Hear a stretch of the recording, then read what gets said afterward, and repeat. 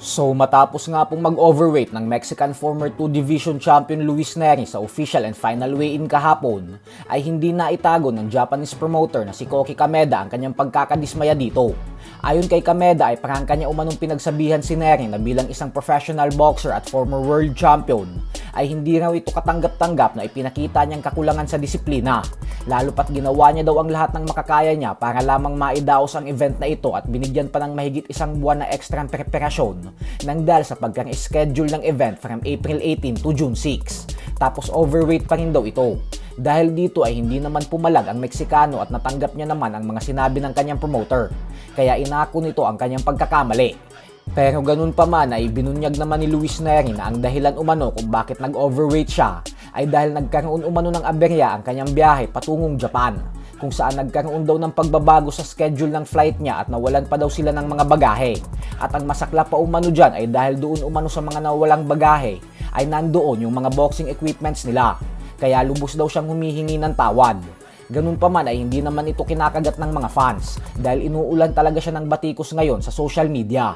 May mga nagsuspetsa rin na posible umano na sinadya ni Luis Neri na mag-overweight upang magkaroon ng malaking advantage sa laban. At wala na din umano itong pakialam kung masuspindi siya sa Japan kasi alam din naman umano ni Neri na ito na ang huling laban niya sa ilalim ng kontrata niya sa Kameda Promotions.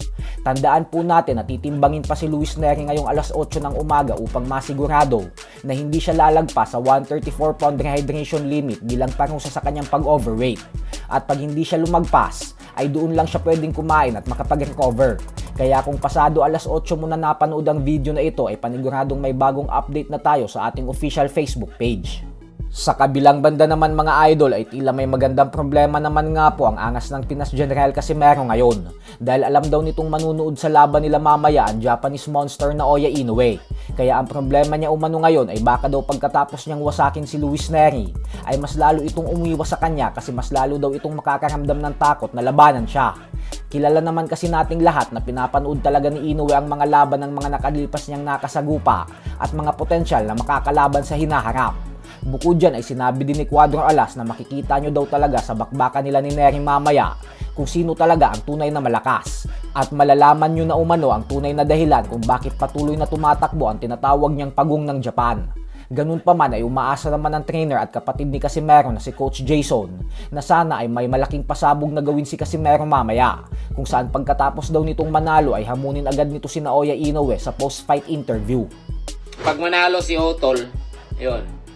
Sana pag manalo si Otol tapos sabihan niya, sana, Inoue, tara, let's go.